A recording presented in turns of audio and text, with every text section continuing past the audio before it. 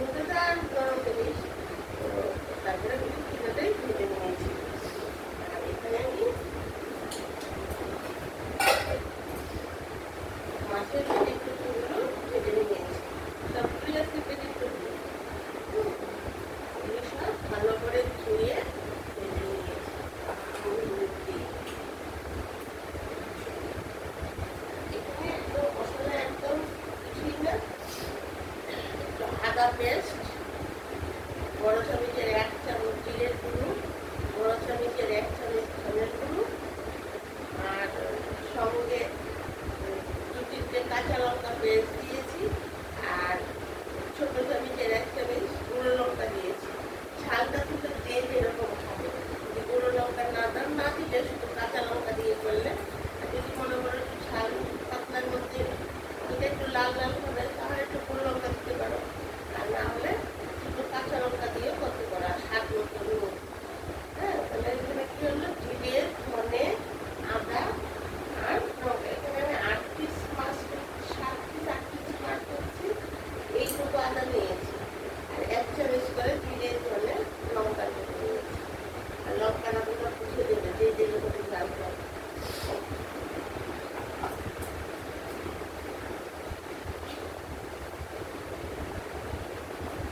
একটা অফ করে দিই বন্ধুরা, নাহলে আওয়াজটা ঠিক করে পায় না।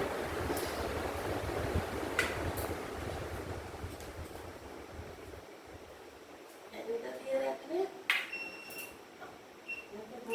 আওয়াজটা ঠিক করে পায়। এখানে একটু কালো জিরে ফোড়ন দিচ্ছি, কালো জিরে ফোড়ন। কালো জিরে ফোড়নের পরে আমি একটা টমেটো কেটে রেখেছিলাম, লাল এরকম লম্বা লম্বা করে টমেটো, এই টমেটোটা দিয়ে দিচ্ছি।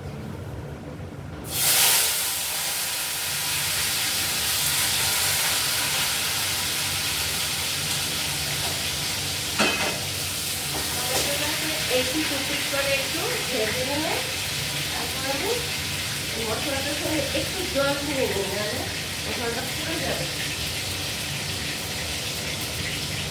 যখনই মশলা দেবে একটু জল দিয়ে দেবে, নাহলে মশলাটা পুড়ে যাবে।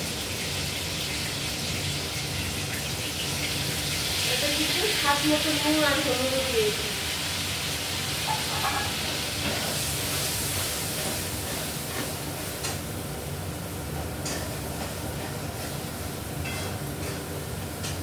মশলাটাকে নিয়ে একদম ভালো করে ভেজে নেব। মশলা ভালো করে তেলের মধ্যে না ভাজলে কাঁচা কাঁচা গন্ধ হয়।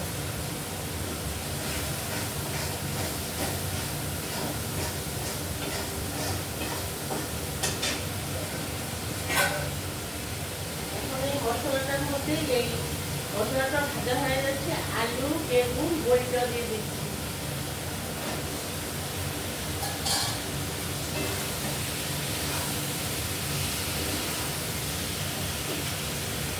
ভালো মতো কষানো হচ্ছে, আমি এখানে ঝোলটা নিয়ে নিচ্ছি।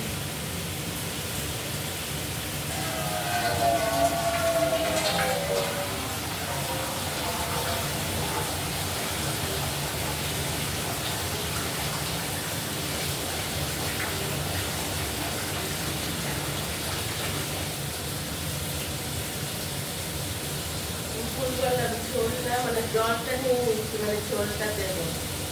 হ্যাঁ, এই দেখো পাতলা পাতলা হয়েছে, জলটা একটু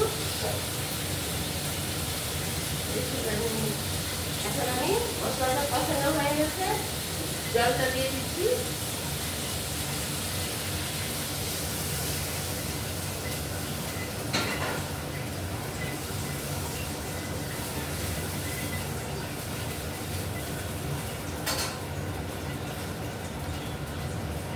ঝোলটা টকবক করে ফুটে মাছটা দিয়ে তারপর 2 মিনিট পরেই নামিয়ে নেবো। মানে যখনই নামাবে দেখবে আলু, বেগুন, বড়ি এগুলো সব ঠিকঠাকভাবে সিদ্ধ হয়েছে কিনা।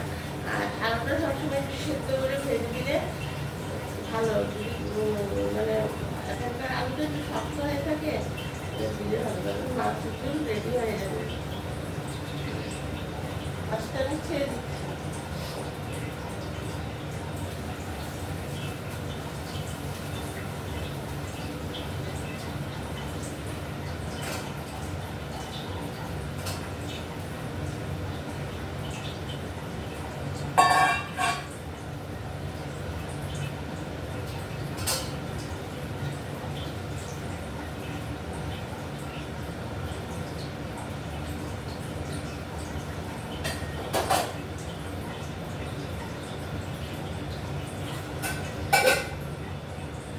ধুয়ে নিই।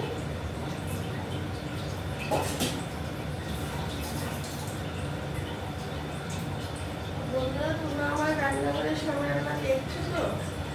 আর আমাকে সাবস্ক্রাইব করলে আমি দুপুরেও লাঞ্চে আসছি, রাত্রে সন্ধ্যের দিকেও চায়েরতে আসছি।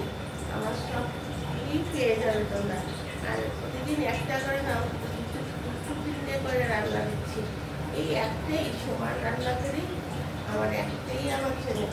আর আমাকে সাবস্ক্রাইব করলেই পেয়ে যাবে। প্লিজ একটু সাবস্ক্রাইব করে দিও, নাহলে তো তোমরা আমি এগোতে পারবো না। তোমরা যদি আমার পাশে থাকো, বাড়িতে থাকবে বলো। আর এই রান্নাটা এইভাবে খেয়ে দেখবে। তারপরে যদি গুঁড়ো লঙ্কা না দেবে, শুধু কাঁচা লঙ্কা দিয়ে সে ঝালটা নিজেরা বুঝবো পড়বে সবসময়। দেখবে কাঁচা লঙ্কা দেবো না গুঁড়ো লঙ্কা দেবো, নুনটা নিজেদের বুঝবো দেবে।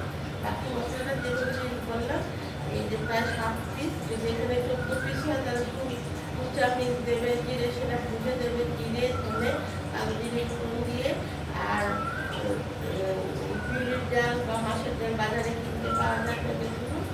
আর কালো জিরে ফোড়নটা দেওয়ার পরেই একটা টমেটো কেটে রেখেছিলাম, টমেটোটা দিয়ে দিয়েছি। টমেটোটা একটু করার পর মশলাটা দিয়ে দিয়েছি।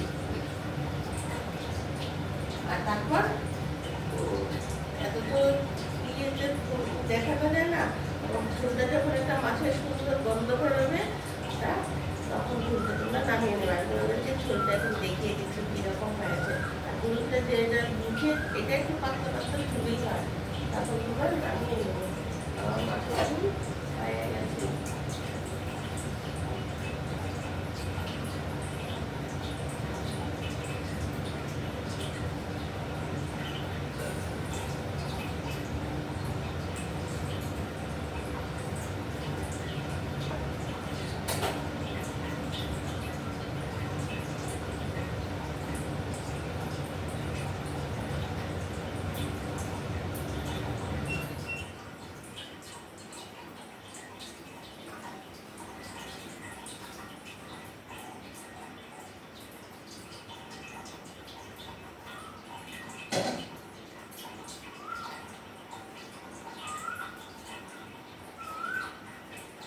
এই দেখো বন্ধুরা, আমার আলু, বেগুন, বড়ি দিয়ে মাছের ঝোল হয়ে গেছে। তোমরা এভাবে রান্না করে খেয়ে দেখবে, খুব ভালো লাগে। যেভাবে বললাম,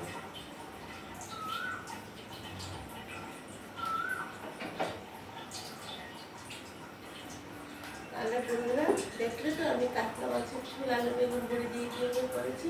তোমরা এভাবে খেয়ে দেখবে। তাহলে এখন আসি, পরের ভিডিওতে আবার দেখা হবে। সবাই ভালো থেকো, টাটা, বাই বাই।